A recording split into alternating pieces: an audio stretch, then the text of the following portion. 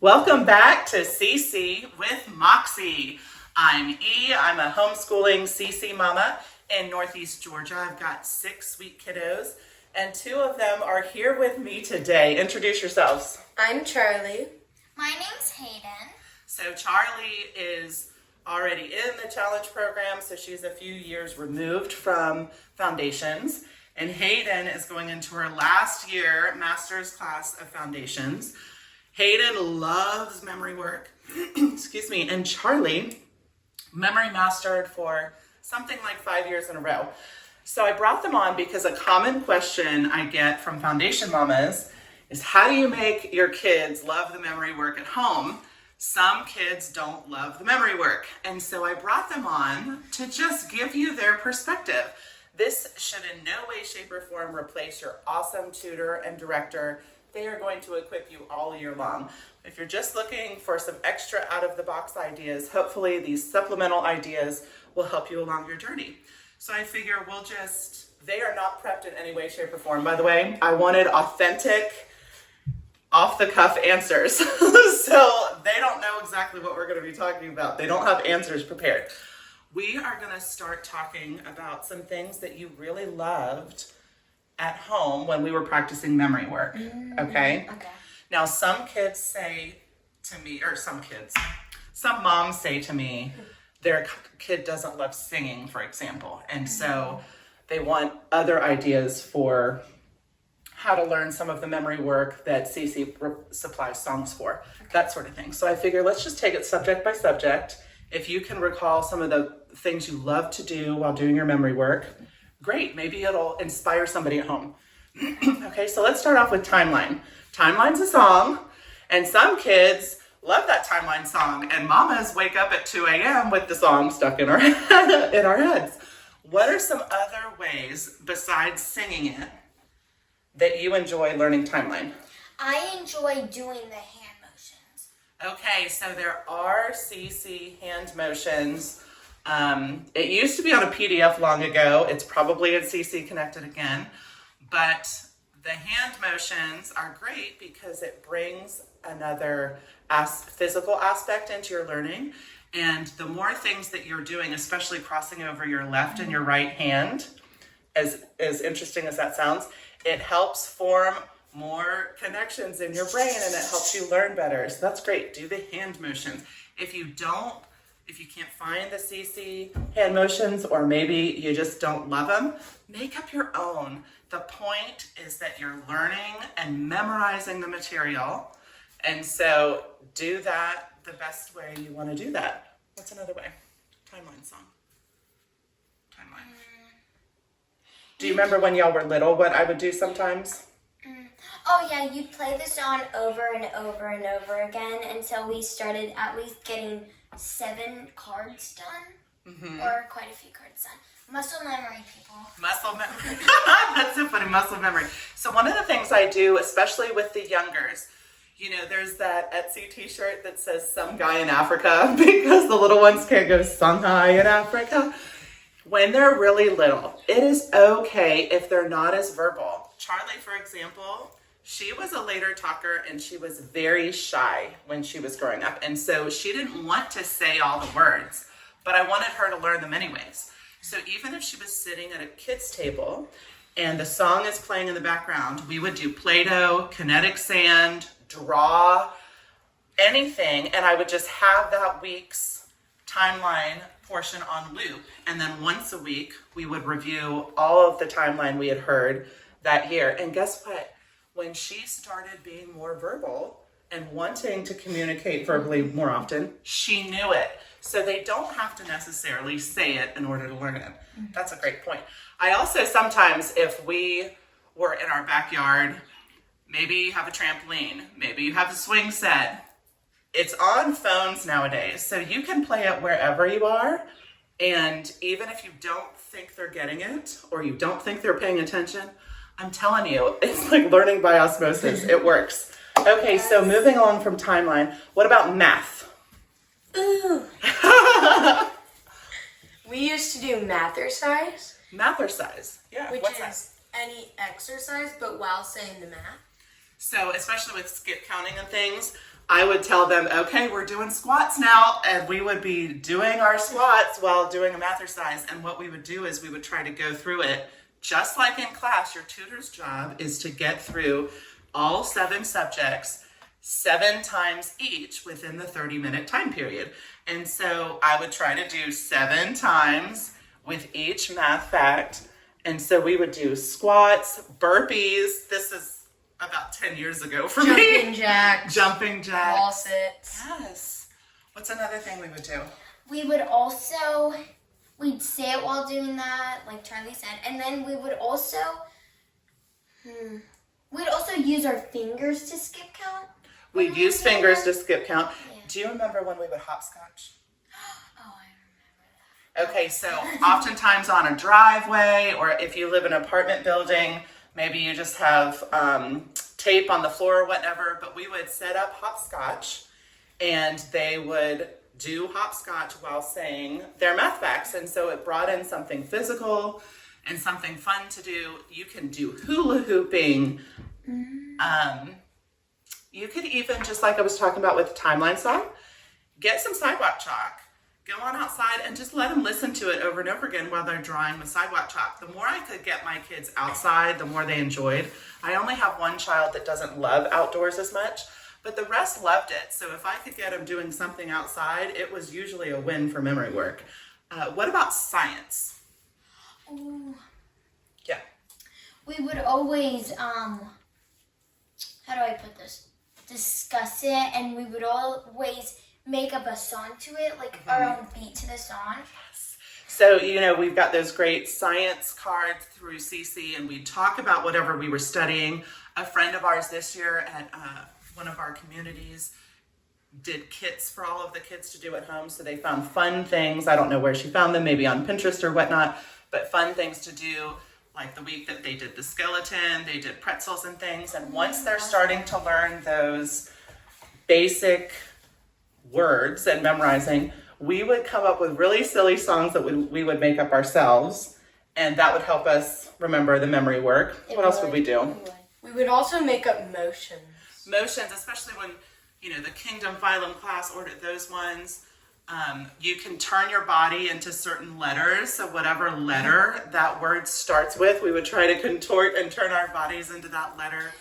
But I think one of the most important things, especially with science, is do it, for science at least for our kids. We tried to do it the same way all week long. If we tried to change it up and do memory work in a different way each day, they wouldn't grasp it as well. So pick something for that week and be consistent with it. If you bombed that week, try something else the next week. You'll get there, right? What about for English grammar? Ooh. We'd say, we would say the first one, then the next one, and keep saying, we take a sentence and then keep saying it, and then once we got that done, we go to the next sentence, keep saying it, and then add them. So what I'm meaning, that's right for essentials, absolutely right. When learning the grammar part that you do in foundations, so when learning what an infinitive is 2 plus the verb. We actually do a lot of songs on that one. So the mamas whose kids don't love songs, let's throw them a lifeline here. What are some things that they can do to help memorize the grammar that don't involve songs? Are you stumped on this one? Speed talk it. Wait. Speed talk it. Okay, what do you mean? Great idea. An infinitive is 2 plus the verb used as a noun, adjective, or... Okay, so say it as fast as you can. You can say it, we used to do this all the time with other subjects. Say it really softly. Say it like a princess. Do it in a British voice. Do it in a scary voice. Change up the voices each time that you say it. You can also have them start being really, really tiny, like a seed on the floor, and each time they say it again, they grow a little bit until they're all the way up with the sun. Like a volcano, we did that in our class. We did. Like a volcano. Yes. Yeah, so different voices, be physical, and the same things apply as before. You can also play it in the background while they're doing Play-Doh, kinetic sand, drawing, painting, sidewalk chalk, whatever, bouncing on the trampoline, doing somersaults in your front yard. If they're if they're hearing it over and over and over again, or saying it while doing a physical activity over and over and over again, they're going to get it. They're going to have those memory pegs. They're going to get the work. Okay, so what do we have left? Latin. Latin. Oh, we did some fun stuff with Latin. Hic, this, hoc, saying. Okay, no. We know you know your Latin, but what methods did we use to get there? You'd say the English word, then you'd say the Latin word first, then the English word, and keep repeating it, then go to the next one.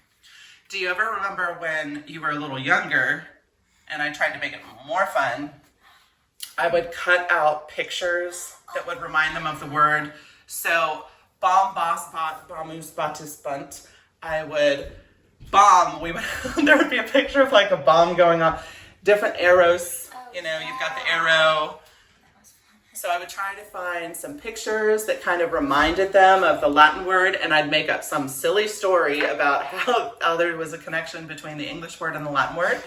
A lot of kids, as much as we laugh about it, are associative. They associate this to this. So if you can get them thinking of two different things that they can associate together, it will stick. Of course, there's a lot of songs with that one too, but do you remember when we used to do Jenga? And Legos. Oh, duh, Legos. Do you remember the Legos? Yes. So I would write the declensions or conjugations or whatever they were. I would write them on the sides of Legos, and I would mix them all up. And I would say, and I would do them all in the same color, so there weren't, now when they're younger, maybe you do first declension in yellow and second declension in green. But I would mix them all up, and then they would have to put them in order and build a building in order with their Latin Legos. And then we did the same thing with Jenga. Make it interactive and fun. Take what you already have in your house, like we already owned Legos. All I did was take a Sharpie, write some of the words on the side of the Sharpie.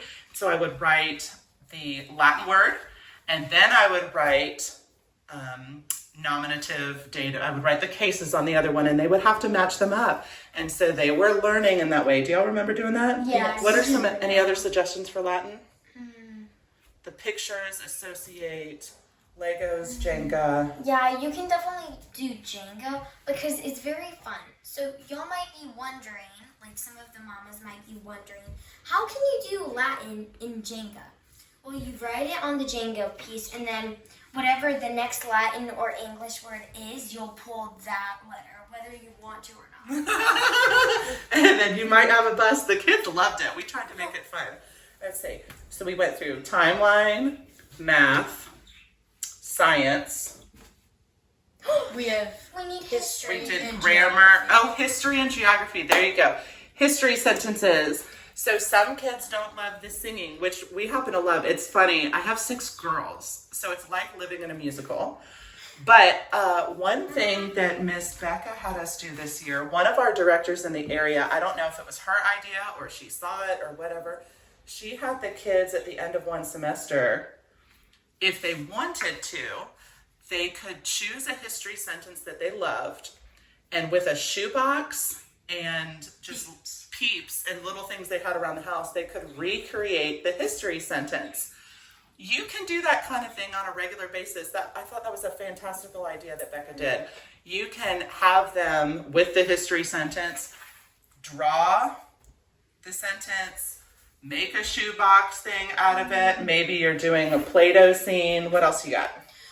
You can also do dance moves. So for the Boston Tea Party, I came up with my own dance motions. With also help of my teacher, Miss Erin. So thank you, Miss Erin. If you're watching this, then thank you. Okay, dance motions. I remember doing some of those with the Nina Pinta and Santa Maria also. What else? For history sentences. Oh, we reenacted one year when all of the kids were younger, the big 4. We reenacted the Boston Tea Party at a friend's house. She just had a giant like Amazon box or something, and the kids all got in, and we got tea bags, and they were dumping tea, and they were singing the history sentence for that week. Like, make it fun, mamas. Memory work does not have to be copying down all the time or just saying it ad nauseum. Make it fun. Play the music in the background. It's great. Any other ideas? I remember last year, me and my class, we recreated a history sentence. The one with the fleas and rats. Oh, that's right. They acted it out. They dressed up as different people. And then Charlie was a flea on the rat that was carrying the plague. Yes, dress it up. I was just talking about Legos earlier. If you have Lego or princess figurines or whatever toys you have around in your house, you can recreate the history scene while the music is playing in the background. Anything else? Ooh, you know those string things that you have for birthdays? You can write the sentence on there and then hang it up. That way, whenever you go down the stairs, you can read it. Oh, that's a good idea. Yeah. I hope they heard. You wanted to re-say it in case they didn't hear. So you can take one of the strips for birthday parties or your birthday. You're talking about not a banner, but Yeah, that thing right there. yes, we have a birthday coming up in our house. Yes. Yes, And then you can just little decor from the Right. dollar Little store. streamers. you can write the sentence, the history sentence on it, and then whenever you walk down the stairs, you can hang You it see somewhere, it? and then you can sing it. That's a cute Or say idea. it. Also, if you have littles, like I have a 4 and just turned 6-year-old, if you take a strainer that you use in your kitchen and you have some pipe cleaners, they will sit there for quite a while and just try to stick the pipe cleaners in every hole in your strainer for noodles. You can have them doing that while whatever is playing in the background, and you may not think they're not saying it. It's okay. They're hearing it, right? And then lastly, geography. We like to have a little fun with geography. I think it's really important. Usually, what are some things that you would do? Me and Noah, she's our neighbor, one of my friends. When I go over to her house to review CC memory work, we take a geography map, and there's tons of notes with the name of the place on it, but we have to point to where it is. And then you'll get the card, which means you get a point. And it helps you remember what it is. Yes, and she just said something important, mamas. If you have friends that live nearby, share in this endeavor. She would go about once a week to our neighbor's house that also does CC. I love you, Melissa. Thank you. And she would practice memory work 1 or 2 days a week with their daughter. And it was more fun, but also it gives them a little bit of competitiveness.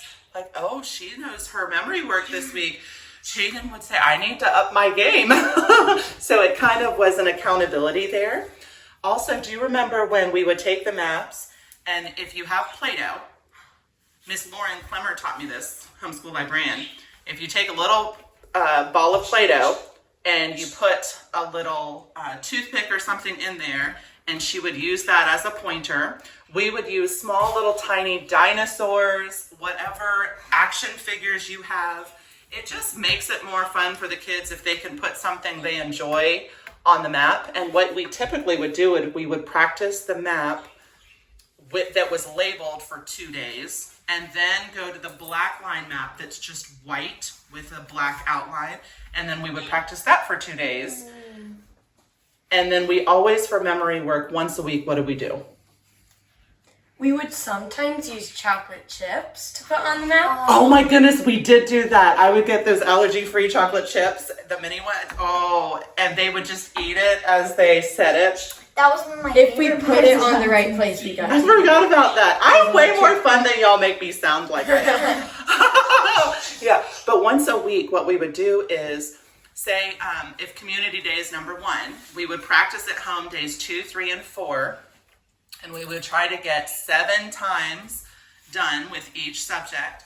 But then later that day, after they've had a break, after lunch, they've gotten to play a little bit, we would do a review game.